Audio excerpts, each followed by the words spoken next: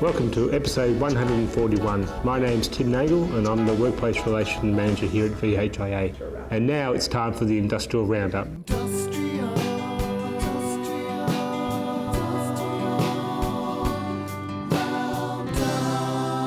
In terms of public sector, the nurses' bargaining will continue on Monday with an additional bargaining meeting with the ANMF, where we'll be covering off the responses to the appendices and also the classification structure.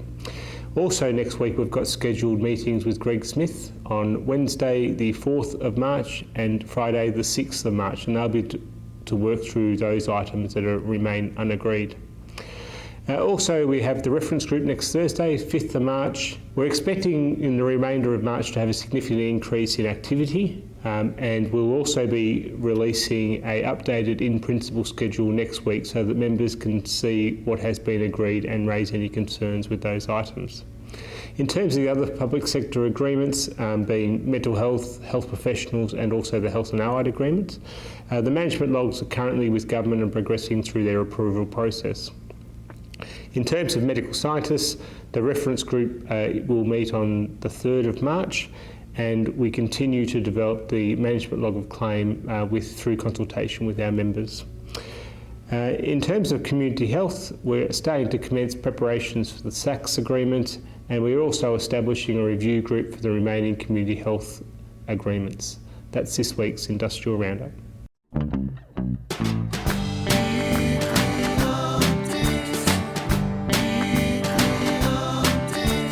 Welcome to the weekly update, where we go in depth with a particular topic. Joining me today is Mary Nguyen, Workplace Relations Advisor. Welcome, Mary. Thanks, Emma. So, you know the drill for revealing the podcast clue? I think so. That's what the box is for. It is correct. So, would you like to do the honours? I'd love to. So, there's a bit of paper there. Would you like to show everybody on screen what the clue is? It is a bed, a bath and a table. A bed, bath and table. So do you know what it's actually in relation to? I do. I think it might be the name of a case we're discussing today. That's actually pretty good guess. Do you know what it is, the decision? The name of the case? Yep. It's called Angel Chandler and Bed, Bath and Table, Proprietary Limited. That is a correct guess. So Emma, what's the case in regards to? So the case is in regards to a casual employee who was terminated and made a claim for unfair dismissal. Were they successful in the unfair dismissal claim? In the first instance, no, they were unsuccessful. Okay. Can you elaborate just a little bit further on the case? Well, for a casual employee to be protected from unfair dismissal, they have to have completed the minimum period of employment. Mm-hmm. And for a casual, what counts towards that minimum period of employment is where they are working on a regular and systematic basis, and also they have to have a reasonable expectation of work continuing on that regular and systematic basis. So at first instance, there was the single member of the commission who decided the case. So what did they decide? So they decided that despite the employee being employed from June 2018 to February 2019, so around 8 months, that the employee had not met the minimum period of employment because they had not worked on a regular and systematic basis. And how did the commission member make that assessment? Although other evidence was submitted, the commission member really relied solely on the rosters. So what did the rosters reveal? So the roster revealed in this case that the casual was working at least 3 days in each week, but the number of the days in each week, the days of the week worked and the hours that were worked in those weeks varied significantly. Okay, so the employee did appeal the decision then? Yes, that's correct, and that's where the full bench decision comes in that we've referred to earlier. Okay. What happened in the full bench appeal? So the full bench decided that the single member from the commission made a significant error of principle and misconstrued the provisions of the Act. So what's this significant error in principle you're talking about? So the member tried really hard to look at the hours to find a consistent pattern in the actual hours worked and the durations of the shift when they reviewed the roster. So they looked within the roster and tried to make it look to see if the hours were, pretty similar. Do you know if they referred to another case when they were making the decision?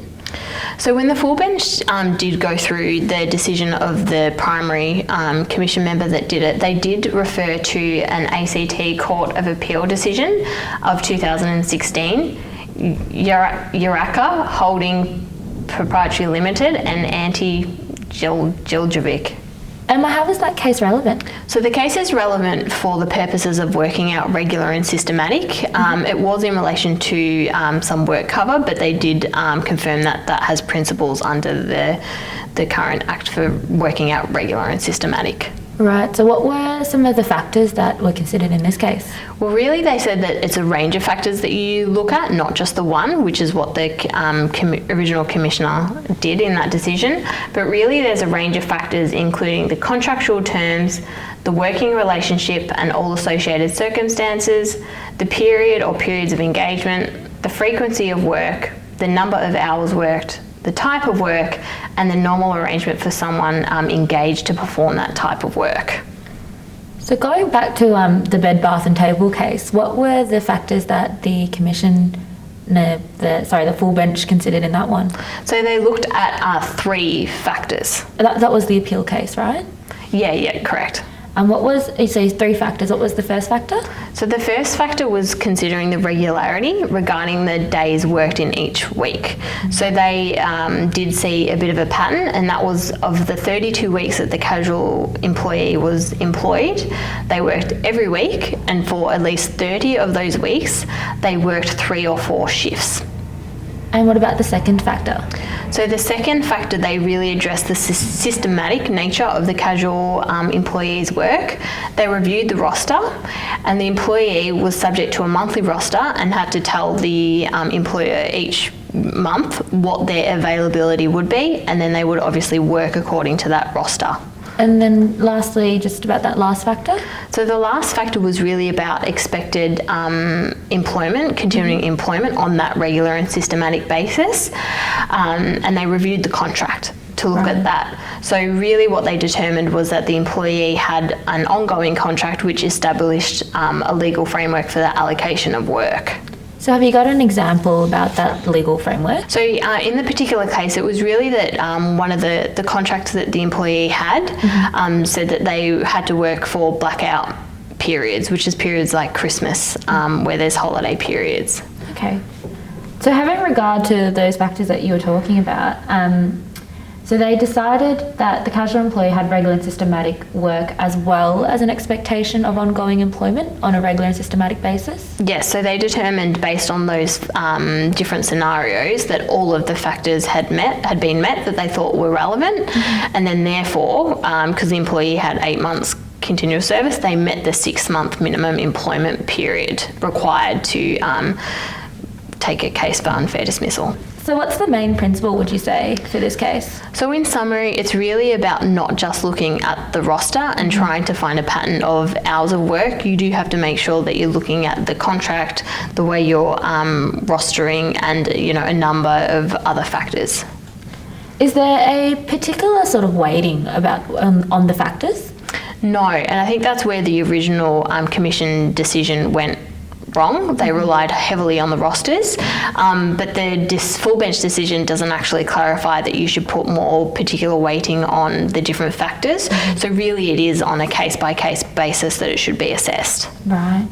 And the case that we've been talking about has really mainly been focused on unfair dismissal, but does it have application to any other entitlements? Look, that's a really good question. We think the decision does provide some, guiding principles for some other terms that do have similar wording, but it's not an end decision, but it can help to provide some guidance. So what are some of these examples? Say, for example, parental leave, individual flexibility arrangements, and conversion clauses. They do use the words regular and systematic. Yes. And what would you recommend to some of our members to minimise the risk of misinterpreting regular and systematic? So I think it's really about creating a checklist depending on the circumstance and going through all those relevant factors that, some of which we've gone through today to check off, does it meet the relevant factors of regular and systematic and then also ongoing expectation of work. It sounds like a bit more of a complicated process than I think we might have thought. Have you got any other advice for employees to make it a little easier on them? I think the last one is really just making sure that you're keeping accurate records and ensuring that the written contract of employment is true casual and you are working them in a true and casual nature. Cool. Thanks, Emma. Thanks for joining today.